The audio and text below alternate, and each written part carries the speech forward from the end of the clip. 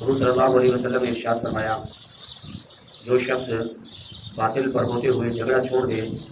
اس کے لیے جنت کے کناروں پر ایک گھر تعمیر کیا جائے گا، اور جو شخص حق پر ہوتے ہوئے جھگڑا چھوڑ دے اس کے لیے جنت کے بیچ میں مکان تعمیر کیا جائے گا۔ جو اپنے آپ کو خوش اخلاق بنا لے اس کے لیے جنت کے اعلیٰ حصے میں مکان تعمیر کیا جائے گا۔ امام ترمذی نے اس روایت کو نقل کیا ہے۔ حضور صلی اللہ علیہ وسلم نے ارشاد فرمایا، جو شخص باطل پر ہوتے ہوئے جھگڑا چھوڑ دے اس کے لیے جنت کے کناروں پر ایک گھر تعمیر کیا جائے گا۔ جو شخص حق پر ہوتے ہوئے جھگڑا چھوڑ دے اس کے لیے جنت کے درمیان میں مکان تعمیر کیا جائے گا۔ جو اپنے آپ کو خوش اخلاق بنا لے اس کے لیے جنت کے اعلیٰ حصے میں مکان تعمیر کیا جائے گا۔ میرے محترم دوستوں اور بزرگوں، مسلمان کو اللہ جل شانہ نے اپنے پیارے محبوب صلی اللہ علیہ وسلم کی زبان میں کتنی بڑی خوشخبری سنائی۔ ایک شخص جھگڑے کو مٹا دیتا ہے اور باوجود اس کے کہ وہ اس بات میں جھوٹا ہے، باطل ہے، فرمایا کہ حق نہیں بنتا اس کا، پھر جھگڑتا ہے، لیکن اللہ کا خوف آ گیا اور جھگڑے کو چھوڑ دیا تو حضور صلی اللہ علیہ وسلم ارشاد فرما رہے ہیں کہ اللہ پاک اس کو بھی جھگڑا چھوڑنے پر جنت کے کناروں پر اس کے لیے گھر تعمیر فرمائیں گے۔ یہ اس امت کے لیے خصوصیت ہے، اس امت کے انعامات میں سے ہے کہ اللہ جل شانہ اس کو جنت کے اوپر، جنت کے کنارے پر بھی گھر عنایت فرما رہے ہیں۔ اور فرمایا وہ شخص جو حق پر ہوتے ہوئے حق پر ہے، اس کا حق ہے، اور اس کو جھگڑے کو چھوڑ دیتا ہے، اللہ جل شانہ اس کے لیے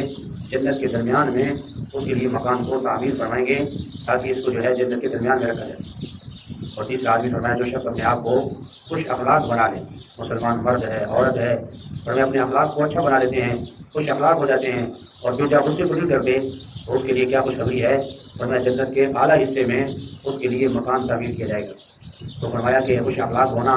اور اخلاق کو اچھا بنانا، خوش اخلاقی سے مسلمان کو ملے تو فرمایا کہ اس کے لیے بھی کتنے بڑے انعام کا اللہ نے وعدہ فرمایا۔ تو فرمایا جنت کے اعلیٰ حصے میں اللہ اس کے لیے مکان تعمیر فرمائے گا جو خوش اخلاق ہو جائے گا اور مسلمانوں سے خوش اخلاقی سے ملے گا، بد اخلاقی سے اپنے آپ کو بچائے گا۔ تو میرے محترم دوستوں اور بزرگوں، حضور صلی اللہ علیہ وسلم نے اپنی امت کو اس قدر خوشخبری سنائی، اور ان خوشخبریوں پر یقین رکھتے ہوئے انسان جو ہے بیجا جھگڑا نہ کرے، اپنے آپ کو بچا کے رکھے، فضول غصہ نہ کرے اور غصے والی چیزوں سے اپنے آپ کو بچا کے رکھے۔ ہاں جہاں جائز ہو وہاں جائز ہونے کی حد تک فرمایا غصہ کرنا بھی چاہیے، لیکن فرمایا جو فضول جو ہے چھوٹی چھوٹی باتوں پر لڑنا جھگڑنا، بلڈ پریشر ہائی کرنا، تو یہ مسلمان کی شان کے خلاف۔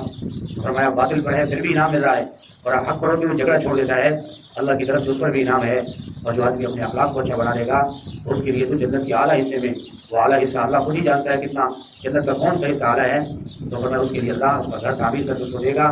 اور یاد رکھیے جو اللہ جل شانہ نے ایمان والے لوگوں کے لیے جو گھر بنائے ہیں وہ میرے اور آپ کے گھروں کے تصور سے کہیں باہر ہیں۔ اللہ جل شانہ نے